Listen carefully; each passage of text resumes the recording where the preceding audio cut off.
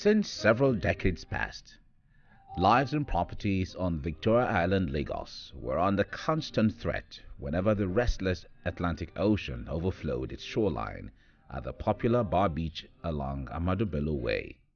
Whenever there was a surge, roads and streets adjoining the beach were inundated with floods. Roads mostly affected by the surge were Bishop Oluwole Street, Ahmadu Bello Way, and Kashumwe Kemo Street, all on Victoria Island.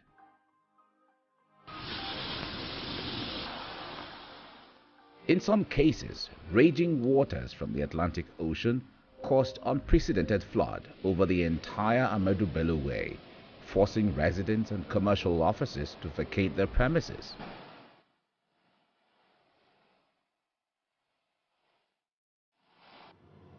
Each time we had ocean surge, then the water used to get to Aboyadeko, NTA, the entire day took more Demola some time.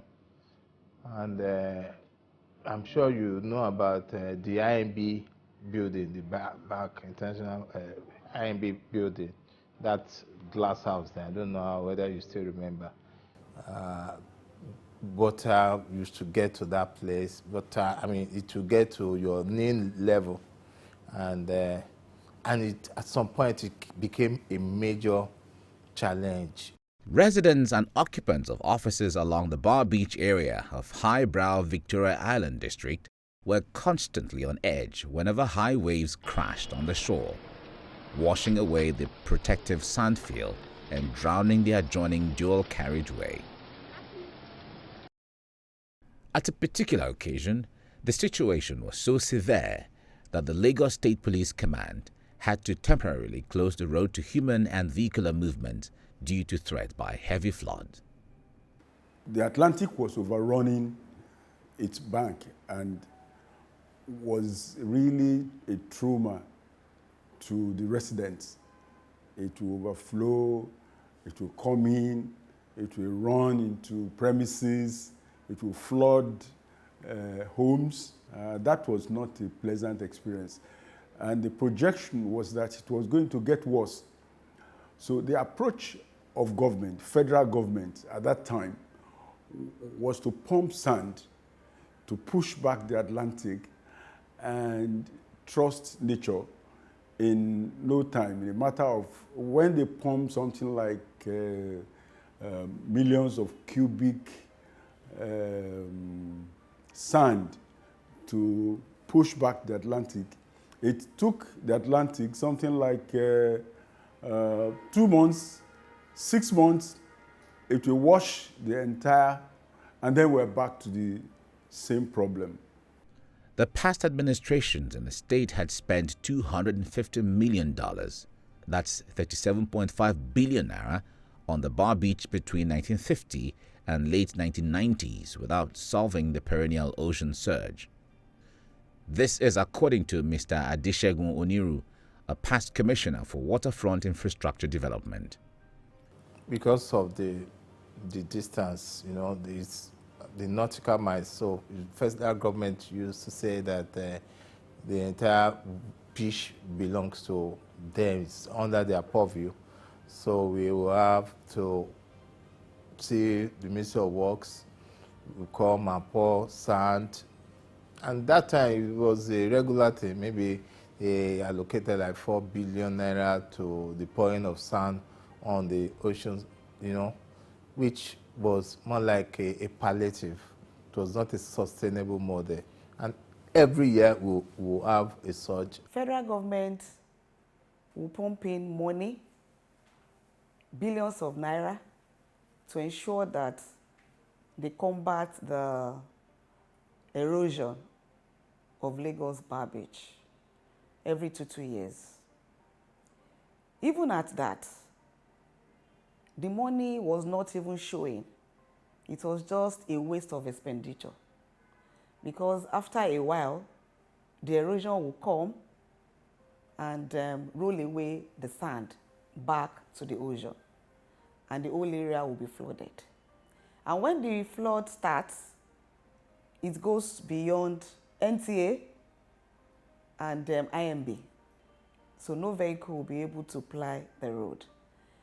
In 2005, the entire Victoria Island in Lagos was in imminent danger of being overwhelmed by ocean surge from the Atlantic Ocean. The coastal road, Ahmadu Bello Way, had collapsed into the ocean after the adjacent bar beach had been completely eroded. Adjacent businesses and homes were abandoned. Lives and livelihoods of residents on Victoria Island were endangered. It became all too clear that if action was not taken soon, millions of square meters of developed land would be lost to the ocean. Victoria Island, which is seen as the key financial center in Lagos, was under severe threat. With Victoria Island being one of the central business districts in Lagos, the state was in danger of not only losing valuable land used by millions of people daily, but also the revenue from this bustling district. And that portended a catastrophic effect on the economy of Lagos. The struggle then was to get the federal government to do something better than pump sand each time the Atlantic was a problem. As it turned out, that was the farthest they could do. We were pushing, and all they were saying is that they were going to address the subject. It was estimated, using market rental rates at the time, that roughly 460 billion naira in yearly rental revenue would have been lost had Victoria Island been submerged by coastal erosion. This figure does not account for the losses to businesses and residents of Victoria Island. If the onslaught of the ocean surges on Victoria Island had been allowed to continue, Victoria Island would have fallen into the Atlantic Ocean. Without the protection of Victoria Island, other densely populated areas of Lagos, including Ikoyi, Lagos Island, and all other communities along the Lagos Lagoon, would now be bearing the brunt of the relentless ocean surge. Something had to be done. But who dares to tame the surging sea? Who will tame the Atlantic?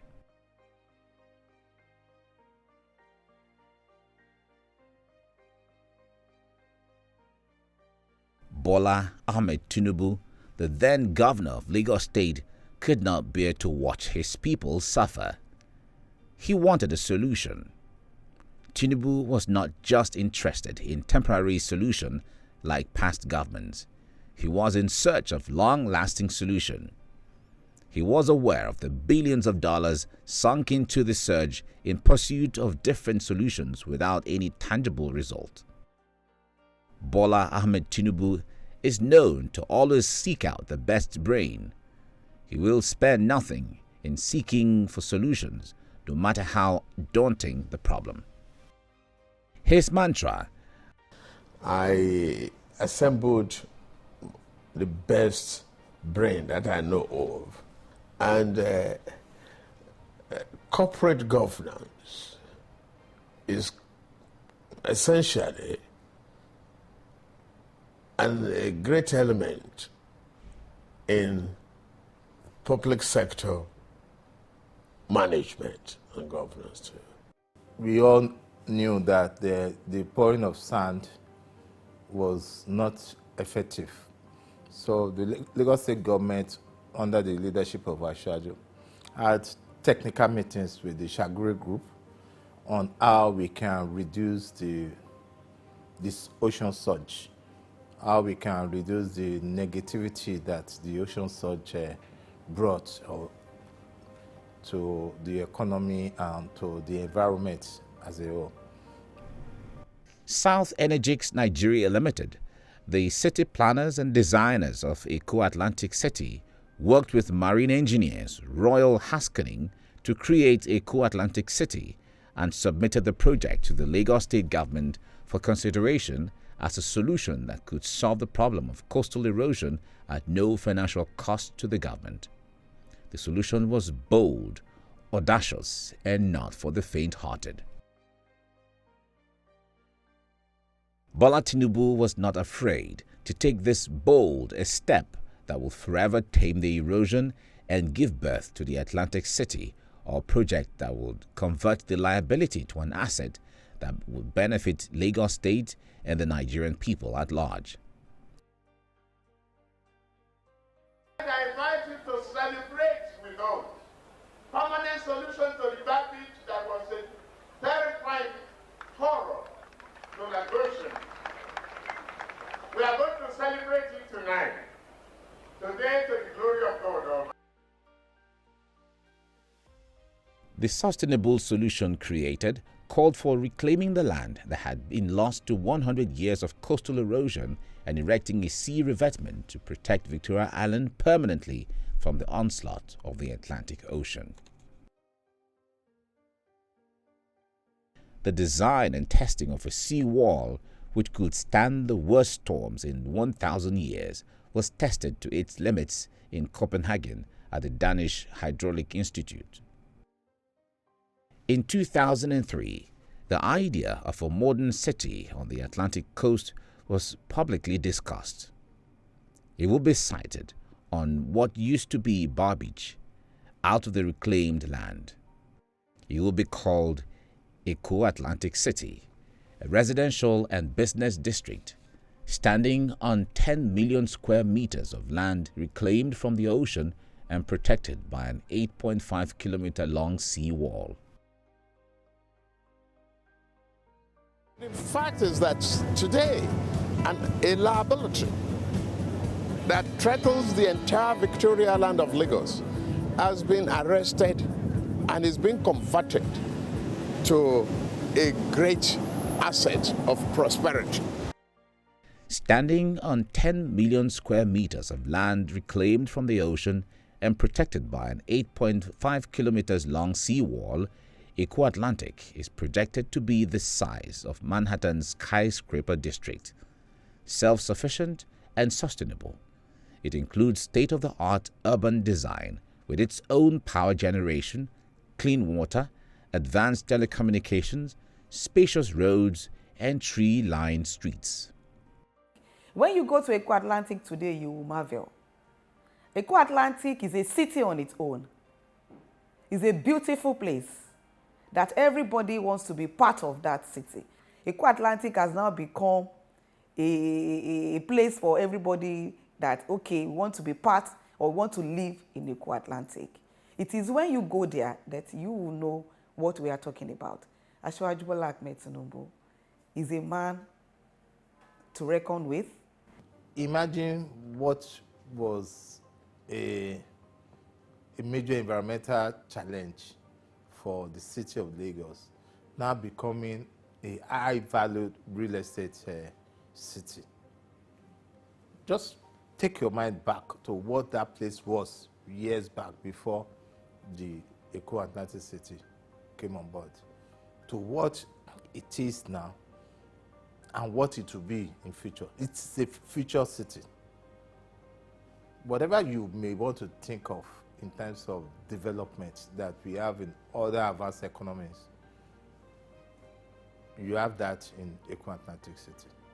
Another hallmark of Tinubu's administration was foresight. Knowing fully well that this gigantic project requires time, he ensured he had all in place for his successors to adequately continue the project and each phase completed. Though out of office, Eko Atlantic stands tall for all to see. I am part of an administration that ran for 8 years, that planned this project. So I was persuaded not only by its merits, but also its benefits. And seamlessly, I have taken it on as my own baby to deliver it. Today, the Lagos Atlantic City is the pride of every Lagosian and every Nigerian. It has become the location of choice for embassies and top-line global businesses. The first new city to be developed in Nigeria since Abuja was occupied in 1991. It is the stuff of legend.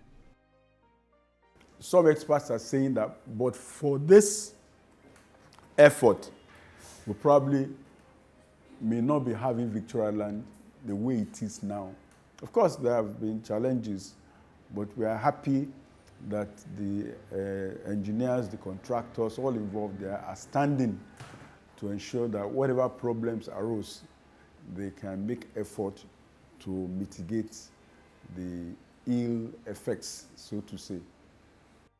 Not done with the Lagos beach, Tinubu on his campaign trail has promised similar treatment for the communities being threatened by the Atlantic across the nation's shoreline. I am an expert. I know the road. I took on Lagos. I clean it up, develop it, face the Atlantic, and conquer the Atlantic for Lagos State. I promise you, your house, your papa house, your mother house, your grandparents' house will no longer be washed away by the flood. Asiwaju Bola Ahmed Tinubu can be described as visionary leader, a political pathfinder, nationalist, courageous, reliable, dependable, passionate, and detribalized Nigerian who has contributed to the socio-political and economic growth of Lagos State and Nigeria. As pathfinder, Asiwaju charted the developmental trajectory of modern Lagos, raising the bar of governance and public service in the state and indeed Nigeria.